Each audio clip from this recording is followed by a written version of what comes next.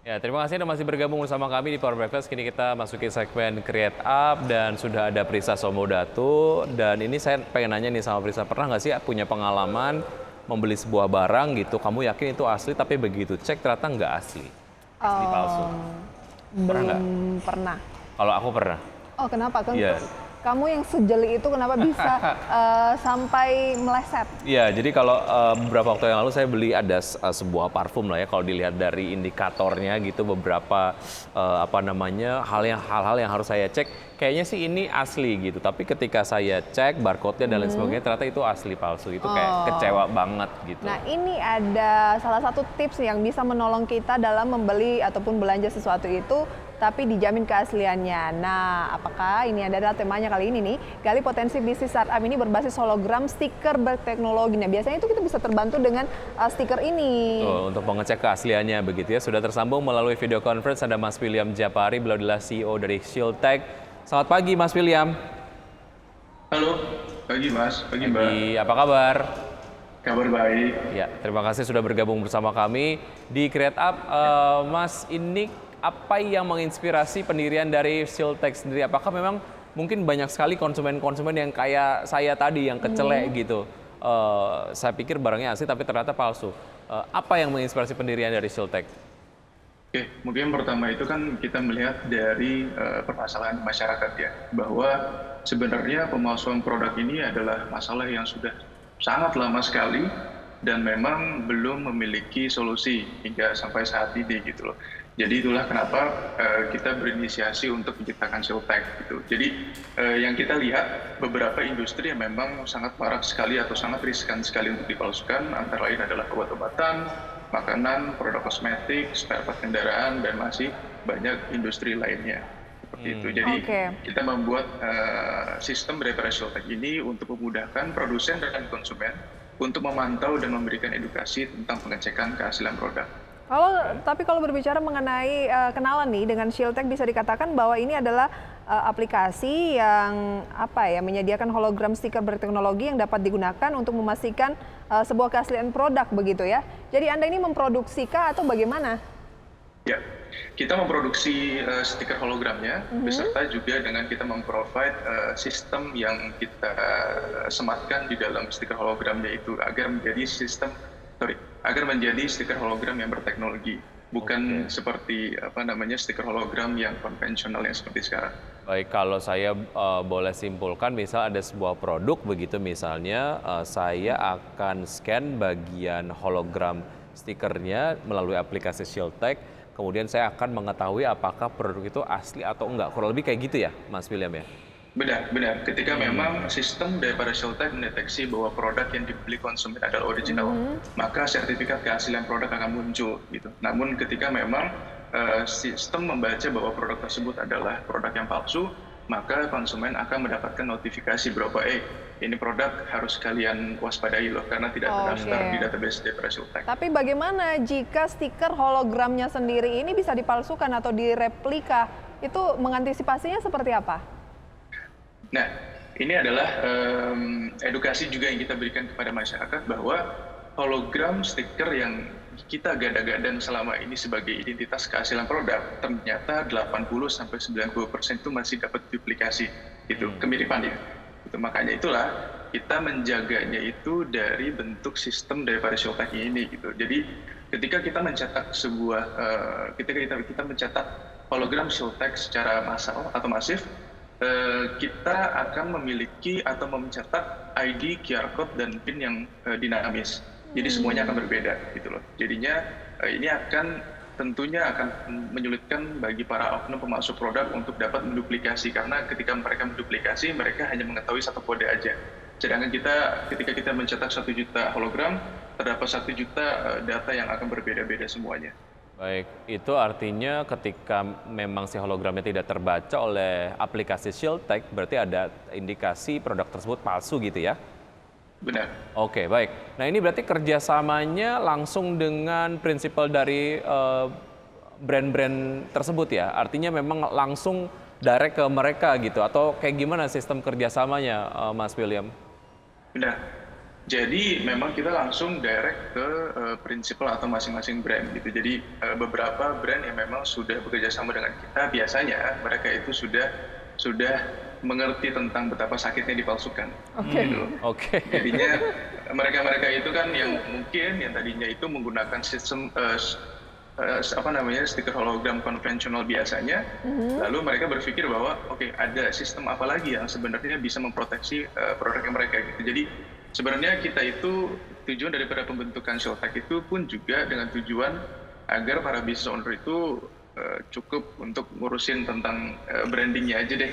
Justru dari Shieldtech lah yang akan menjaga produk tersebut dari pemalsuan produk. Oke, kalau Shieldtech ini sendiri sudah beroperasi berapa lama?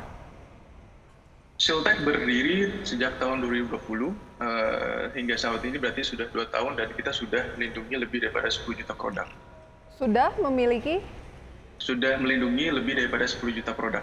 Oke, 10 juta 10 produk juta atau artinya produk. itu 10 juta brand atau? 10 juta QR code.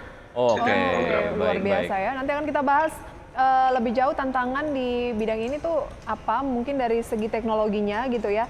Dan juga kalau berbicara soal bisnis, apakah sudah profit, tapi kita jeda terlebih dahulu. Ya, dan pemirsa tetap bersama kami akan segera kembali.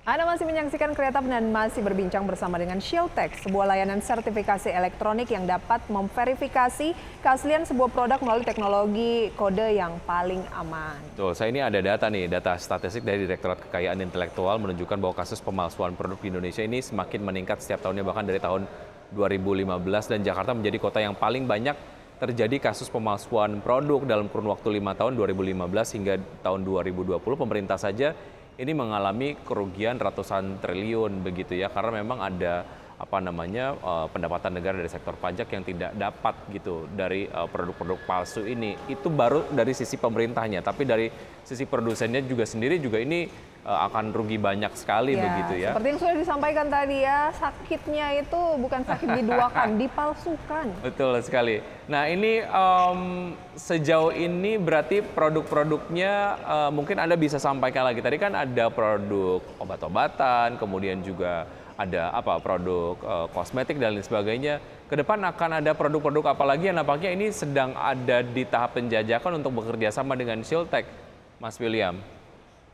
Oke, kalau kita melihat dari data pun sebenarnya memang industri yang paling tersakiti dari beberapa yang sudah saya sebutkan adalah industri kosmetik dan obat-obatan gitu loh. Karena kedua industri ini yang ketika para konsumen menggunakan produk palsu akan sangat berbahaya bagi kesehatan gitu, karena kalau obat-obatan kan masuk ke dalam tubuh kita, lalu kalau kosmetik itu akan bersentuhan langsung dengan kulit kita gitu. Jadi sebenarnya kita lagi fokus ke dua industri ini untuk di tahun 2023 gitu. Tapi kita pun juga tidak menutup kemungkinan untuk bekerja sama dengan industri lainnya untuk mengurangi produk palsu.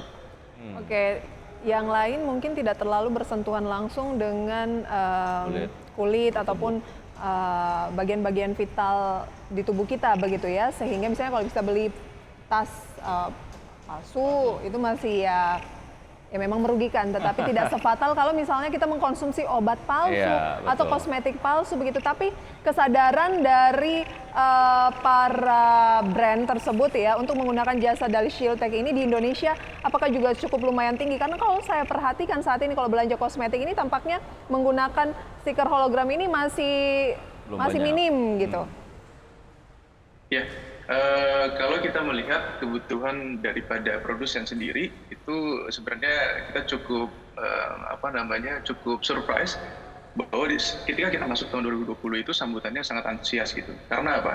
Karena mereka ini itu belum memiliki solusi lainnya untuk memerangi produk palsu gitu. Karena yang tadi kita bilang bahwa hologram, mungkin itu sudah banyak cukup masif digunakan oleh banyak industri gitu kan. Cuman kalau stiker hologramnya itu statis desainnya, maka tidak ada pembedanya. Karena saya pun juga, maksudnya ketika ada oknum lainnya pun juga bisa mencetak desain dengan desain yang sama seperti itu. Jadi Shieldtech pun juga tidak hanya melindungi produk dari pemalsuan, melainkan Shieldtech pun juga akan menyediakan data analitik nih gitu. Jadi karena kita berbasis sistem, maka itulah kita bisa menyediakan data seperti contohnya adalah sudah sejauh mana sih produk daripada produsen tersebut sudah terdistribusi.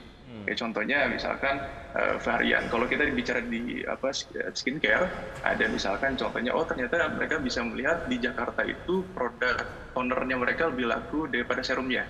Gitu. Namun berbanding terbalik, ketika kita melihat data analitik di Bali, ternyata serumnya lebih laku daripada toner. Gitu. Jadi, dan itu bisa terekam dari hologram tadi ya, stiker hologram tadi ya? Benar sekali. Oke, sekalian juga untuk membaca data market sendiri. Oke, mengenai hologram sendiri itu menjadi sebuah bahasan yang kemudian sudah lewat, sudah aman lah ya ketika memang tidak terbaca, artinya ini ada terindikasi palsu begitu. PR berikutnya adalah bagaimana mengamankan sistem ShieldTech sendiri, karena sistem datanya sendiri kan ini menjadi sangat-sangat penting ya, ada data mengenai data dari si produknya sendiri, kemudian kode produksi dan lain sebagainya. Bagaimana sebetulnya dari ShieldTech sendiri melindungi data-data yang ada di ShieldTech supaya kemudian tidak dihack, tidak dibocorkan, sehingga kemudian nanti besok-besok mungkin saja ini jangan sampai terjadi begitu ya. Ada misalnya hologram palsu tapi kemudian begitu di-scan oleh ShieldTech mengindikasikan asli padahal palsu gitu karena ada kebocoran data tadi. Ini upaya-upaya untuk mencegah itu seperti apa, Mas William? Jadi kita itu dari ShieldTech itu memiliki beberapa parameter security. Gitu. Jadi yang pertama yang kita lakukan adalah kita melihat dulu nih scan count-nya. Jadi parameter pertama adalah scan count, di mana kita melihat customer behavior daripada, contohnya misalkan kalau kita membeli produk yang baru, paling seantusias-antusiasnya kita paling-paling juga 2-3 kali untuk ngecek sertifikat keaslian produknya gitu. Tapi kalau misalkan memang dalam kurun waktu 10 menit terdapat lebih daripada 10 kali scan contohnya, maka itu akan masuk ke dalam suspicious activity di kita. Tidak hanya scan count saja, kita pun juga bisa melihat dari segi location. Misalkan contohnya produk pertama dengan kode 1ABC pertama kali di-scan di Jakarta. Lalu 5 menit kemudian ternyata terdeteksi oleh sistem ShieldTech ada di Medan, lalu ada di Bali. Gitu, lalu di kota-kota lainnya gitu. Nah itulah yang sebenarnya kita jadikan sebagai parameter dasar untuk mengecek apakah memang adanya indikasi juga nih untuk kebocoran data seperti itu. Karena kan kita pun juga kan QR code yang kita printing itu adalah dinamis semuanya gitu, baik dari ID, QR code dan PIN itu berbeda-beda semuanya. Maka itu adalah salah satu advantage kita atau keunggulan kita untuk bisa nge-tracking masing-masing code dengan secara spesifik. Baik, sistem keamanannya ini harus selalu diupdate, harus selalu ditingkatkan begitu ya. Lantas untuk membiayai operasional dari ShieldTech sendiri ini, apakah melalui pendanaan ataukah sejauh ini karena sudah berdiri dari 2020 juga dan tadi sudah ada sekitar 10 juta produk begitu ya yang diamankan gitu, sudah profit? Ya. Jadi sejak tahun 2020, ShieldTech merupakan sebuah perusahaan bootstrapping yang didirikan oleh saya dan Soma tanpa mengandalkan dana investor manapun. Gitu. Dan sejauh ini pun juga kita sudah berada di dalam stage cash flow positif gitu. Ya, artinya memang ke depan secara potensi sendiri akan ada banyak sekali mungkin brand-brand yang akan menggunakan jasa dari ShieldTech sendiri untuk memastikan bahwa memang barang yang mereka produksi sampai dengan baik dan juga tidak ada aktivitas pemalsuan begitu ya, dan juga untuk melindungi konsumen. Nah, baik. Januari ini tadi sudah disampaikan udah profit ya? Sampai di saat ini ya. Oke. Baik, oke. Mas William, terima kasih sudah bergabung bersama kami. Sukses untuk Anda, sukses untuk ShieldTech. Sampai jumpa. Selamat pagi. Pagi, terima kasih. Gitu Wiki.